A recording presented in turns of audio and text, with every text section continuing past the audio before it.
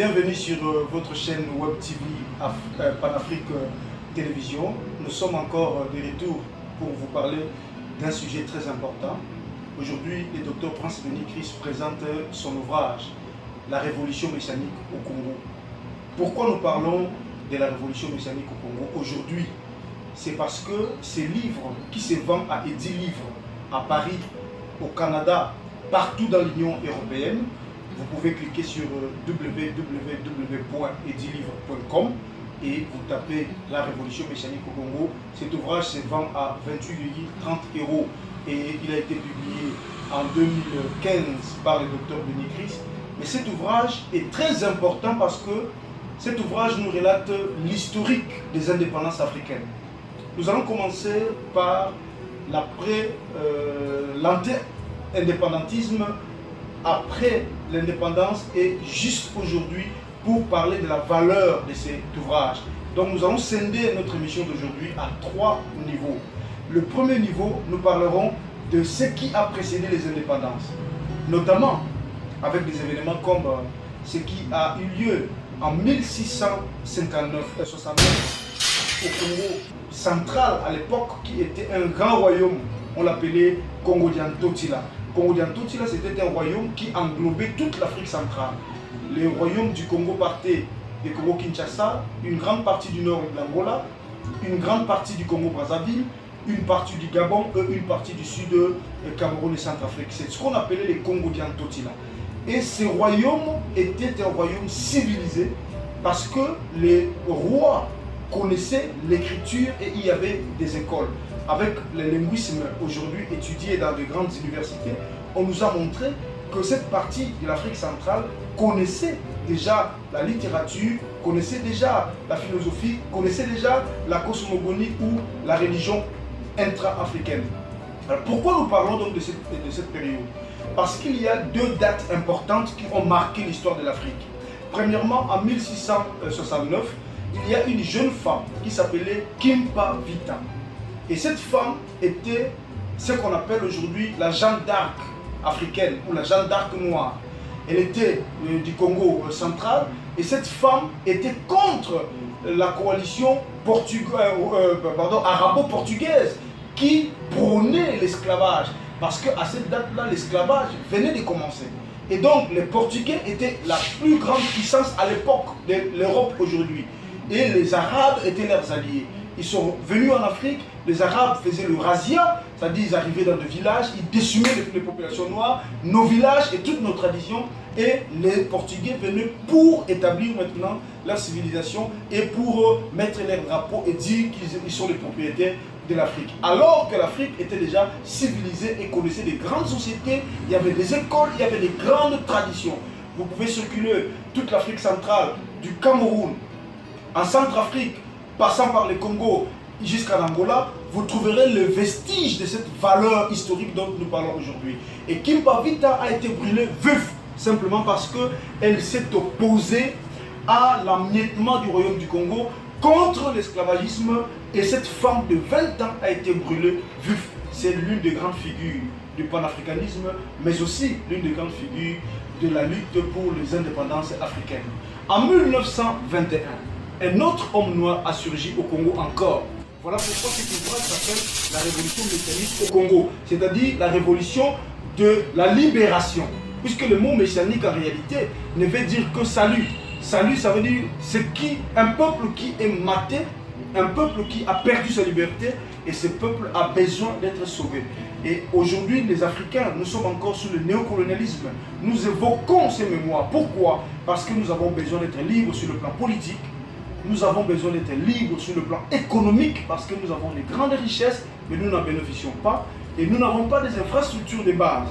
Nos enfants vont dans les écoles avec une grande précarité et nous n'avons pas de routes pour circuler. En pleine ville ou dans les grandes villes africaines, vous pouvez constater des bouchons partout parce que nous n'avons vraiment pas de routes. Donc l'Afrique est encore enclavée.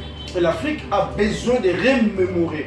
Ce n'est pas ressasser mais se souvenir de ces grandes figures qui ont fait l'histoire de l'Afrique pour pouvoir donner un héritage aux générations que nous sommes aujourd'hui. Et nous prendrons cet héritage pour le valoriser et léguer aux générations futures quelque chose qui leur donnera conscience que nous avons été un peuple de battants, de combattants, des gens qui aspirent à la liberté pour que l'Afrique de demain appartienne réellement aux Africains.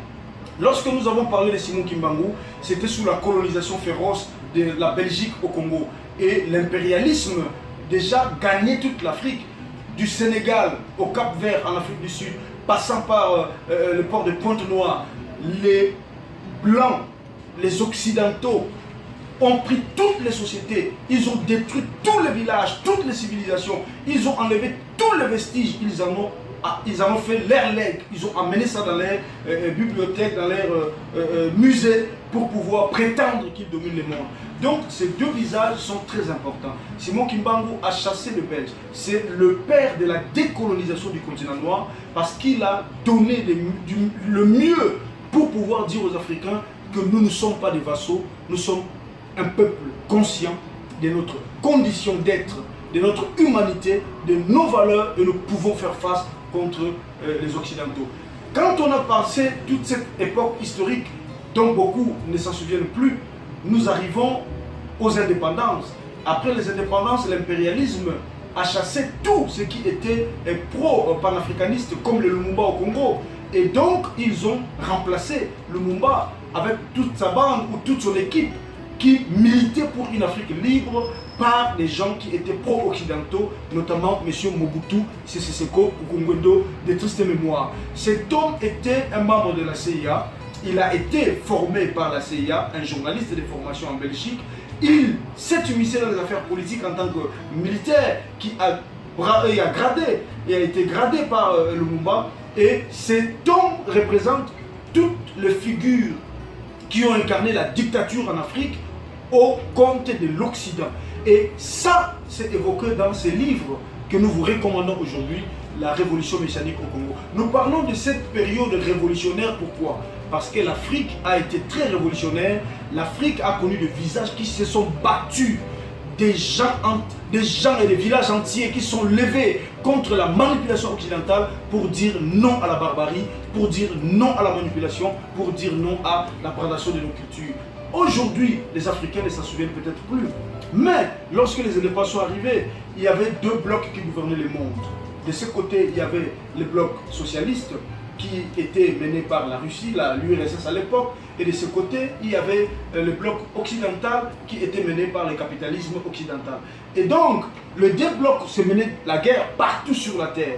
Et quand les impérialistes occidentaux prenaient des terres, les Russes, avec le socialisme et le communisme, envoyaient leurs combattants pour pouvoir lutter. Et notamment au Congo, nous avons connu quelqu'un de très important. Voilà pourquoi cet ouvrage porte le nom des révolutions messianiques au Congo. En réalité, la révolution messianique englobe un aspect prophétique. Et nous allons citer trois figures importantes qui ont donné des prédictions qui se sont avérées vraies dans l'histoire de l'Afrique. Notamment Simon Kimbangu en 1921 qui a dit en patois Congo, ça veut dire à la 4e génération, il y aura une génération qui va s'élever et qui va porter le panafricanisme, qui va défendre l'Afrique. Mais avant cette période, tous les chefs d'État qui viendront serviront les intérêts des Occidentaux, ils ne serviront pas l'Afrique. Et nous l'avons vécu. Il a même dit que toutes les générations parleront les langues de l'Occident. Nous l'avons dit dans la vidéo précédente que aucun pays africain ne parle sa langue maternelle comme langue nationale. Aucun pays africain ne siège à l'ONU en tant que membre permanent du Conseil de sécurité. Donc, toutes ces prédictions sont avérées vraies. Mais en dehors de lui, il y a un révolutionnaire cubain. Ce monsieur que vous voyez, du nom de Che Guevara. Quand il arrive au Congo, pour entraîner les militaires, les partisans de la libération du Congo, qui étaient les groupes menés par Mouzé Laurent Désiré Kabila, qui est le tombeur de Mobutu, monsieur Che Guevara a déclaré une parole très prophétique. Il a dit: le Congo est l'épicentre de la libération du continent noir.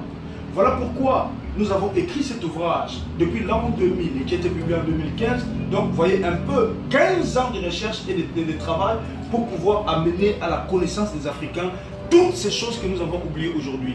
Che Guevara a dit que l'Afrique centrale, c'est une partie stratégique et géostratégique à la fois pour le relèvement de l'Afrique, mais surtout pour la renaissance du continent noir. Il faudrait que nous puissions nous appuyer sur l'Afrique centrale. Voilà pourquoi vous constatez qu'en Afrique centrale, c'est l'une des parties la plus reculée de l'Afrique. Quand nous partons en Afrique du Sud, toute l'Afrique australe, toute l'Afrique de l'Ouest et du Nord, c'est des parties développées de l'Afrique. Mais on fait tout pour que l'Afrique centrale ne se développe pas, parce que l'Afrique centrale englobe des pays qui sont riches potentiellement, avec un peuple conscient et révolutionnaire. Alors, la deuxième partie, nous allons parler d'un sujet très important pour finaliser notre vidéo. C'est là où nous avons parlé de l'âge universel de la troisième voie. L'âge universel de la troisième voie, parce que le titre du livre dont nous vous présentons, que vous voyez l'image sur la vidéo, c'est la révolution messianique au Congo, l'âge universel de la troisième voie. Pourquoi nous parlons de l'âge universel de la troisième voie? Parce que le monde a connu deux voies jusque-là. Il y a le capitalisme qui triomphe, il y a le socialisme qui se bat. Mais en dehors de ces deux systèmes, à cause de ces deux systèmes, nous avons connu des guerres mondiales. Nous avons connu la guerre froide. Nous avons connu la subdivision géopolitique du monde d'aujourd'hui. Mais il faut l'émergence d'une autre voie pour pouvoir faire l'équilibre. Pourquoi? Parce que dans l'être, nous avons trois parties. Il y a l'esprit, il y a l'âme et le corps. Donc, le corps est représenté par le capital, puisque le corps a besoin de vivre dans un environnement matériel. C'est pour ça qu'on parle du capital. Parce que le capital, c'est ce qui est environnemental, ce qui entoure l'homme. C'est-à-dire les richesses minéralières, la forêt, l'eau, etc., etc. Mais quand on parle de l'âme, c'est tout ce qui est lié au savoir, à la connaissance, tout ce qui est lié, n'est-ce pas, à l'intuition. Mais quand on parle de l'esprit, c'est la nature même de l'être. Or, même Albert Einstein, il l'a dit, le socialisme a échoué parce qu'il n'a pas intégré l'homme au centre de la société qu'il avait conçue. Et il a dit que le capitalisme a échoué parce que l'homme ne peut pas que vivre du capital. L'homme est aussi esprit. Je pense que Karl Marx l'a dit dans l'un des Sauvrages, que les produits de notre imagination n'est pas prioritaire par rapport à la pensée de la chose que nous concevons. Cela veut dire quoi? Avant que le téléphone ne puisse naître, il a fallu des êtres pour imaginer un téléphone. Avant que cette chaise puisse être matérialisée, il fallait un être pour imaginer un siège. Avant que le stylo puisse être créé, il avait fallu que cela soit préludé par le travail spirituel, qu'on appellerait le travail de l'esprit, c'est-à-dire les œuvres littéraires, etc., philosophiques, etc. Ça veut dire que le sens précède l'existence en réalité. Et ça, c'est le monde africain. Voilà pourquoi dans cet ouvrage que nous vous présentons aujourd'hui, nous présentons les échecs de tout ce que nous avons connu dans ce monde, mais nous présentons une voie de solution qui est en réalité la dernière voie, c'est l'elettrisme. Après le capitalisme, le socialisme, nous avons aujourd'hui la possibilité de développer l'elettrisme, la voie de l'être, et cette voie est conçue dans l'ouvrage que nous vous avons présenté. Mesdames et messieurs, une fois de plus, nous étions très fiers de vous partager cet élément. Nous pensons vous avoir dans les commentaires, l'interaction et tout le reste. Entre-temps, nous pensons que cette vision est portée par les Renouveaux panafricains, bien que ce soit un ouvrage qui a été publié par le docteur Francis Bénécris, mais nous appartenons à un mouvement auquel vous pouvez adhérer. Une fois de plus, je remercie toute l'équipe technique qui nous accompagne et je vous remercie vous qui nous avez suivis. Suivez-nous chaque instant, chaque jour et montrez-nous que vous êtes ensemble avec nous. Merci et